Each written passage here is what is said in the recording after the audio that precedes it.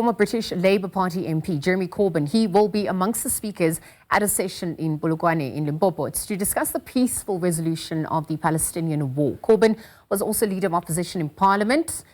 Palestinian physician Dr. Mustafa Barghouti is also going to be taking part of these discussions. Let's get a little bit more about what is transpiring in Polokwane. Our reporter Katlego Nyoni is standing by. Katlego, very good afternoon. The key intent at this point is the focus on peace in, the Middle East, and even just with regards to what's transpiring there with Palestine. So we've seen what's come through to the fore at the UN General Assembly, and they're going to be wrapping up. But we've seen the recognition as well by some of the Western countries. We've also seen the rejection by Benjamin Netanyahu as well, Prime Minister Benjamin Netanyahu. So global solidarity is taking on another layer and another level. And so in view of this, what's happening on your end in relation to the bigger picture at hand? Certainly there, Lizelle, as you point out, global solidarity is indeed taking a different layer. We've seen pro-Palestinian movements from South Africa since they're from Cape Town emerging, as South Africa has been one of the nations that has been intensifying as well as accelerating pressure, calling for an immediate end to the Israeli occupation there of Palestine. Well, today the three guest speakers in Polokwane, who include amongst other British independent MP Jeremy Corbyn, as well as a Palestinian physician, as well as member of the Palestinian National Initiative, that is Dr. Mustafa Barghouti, and former Gaza-based journalist as well as reporter Yumna El-Sayed, are said to be amongst some of the guest speakers here at this pro-Palestinian solidarity movement, which is taking place in Polokwane. That event, that function, which will include panelists as well as experts in the subject matter, will be here in Polokwane, including Jeremy Corbyn, who, if you'd remember, recently he was quoted as praising South Africa's case against Israel at the International Court of Justice, as well as Dr. Mustafa Barghouti, who was also quoted as saying that, the recognition by countries such as Portugal and Australia in recognizing the state of Palestine alone is not sufficient, is not enough to stop Israel, calling there for sanctions to be implemented against the country. But let's bring in one of the panelists here with me today, is Advocate Aslam Bava, to talk to us about today's program. Advocate, thank you very much for your time on the SABC News channel.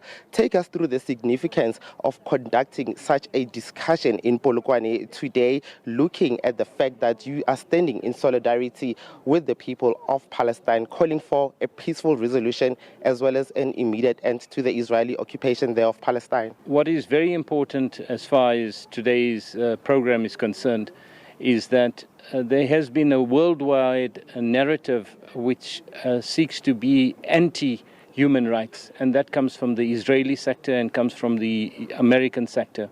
And for international solidarity with people like Jeremy Corbyn, a high-profile Mustafa Barghouti, a person who deals with the medics and sees how Palestinians are being slaughtered on a daily basis, and trying to create medical facilities in order to stop people dying. A journalist, Yumna El-Sayed, who worked in Gaza, worked for Al Jazeera. The Israelis banned Al Jazeera. The Palestinian Authority itself banned Al Jazeera. And that Palestinian Authority is different from the struggle. There is a group within them that are complete sellouts. As we've seen, there's been sellouts from the Arabs as well. There's been sellouts from the African communities as well, African countries.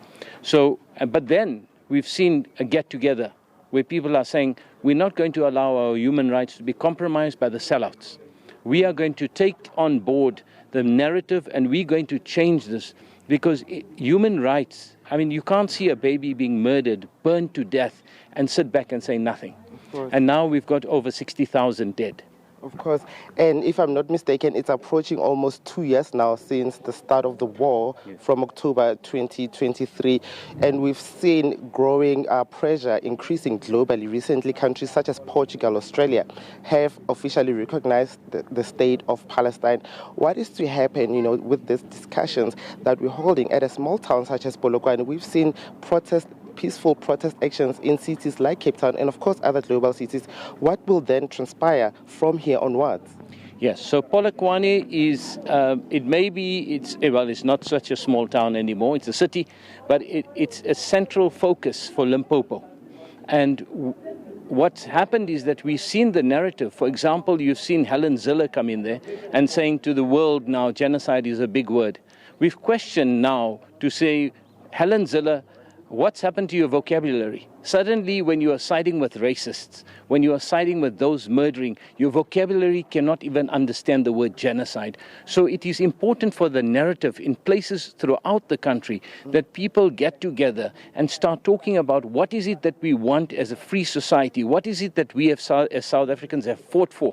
We cannot allow people like Helen Ziller, people who try and change the narrative and are silent because their financial backers are Zionists and they controlling the narrative. So we are saying very clearly this needs to go nationally and as many places as they can. And we've got as a privilege and an honor in Polokwane to welcome these three very powerful guests. Thank you very much. Lizelle, that is Advocate Aslam Bava speaking to me. I just want to show our viewers some of the posters that have been placed here at the center where, of course, this discussion is set to get underway shortly. You can see some of the posters written, Occupied Palestine, in what seems to be blood that is that is dripping there on that writing. This is the common message that is expected to reverberate here today as this function gets underway. Jeremy Corbyn, Dr. Mustafa Barghouti, as well as former journalist who was based in Gaza but currently is now in exile living in Cairo, that is Yumna El Sayed, are said to be some of the speakers who will address the attendees.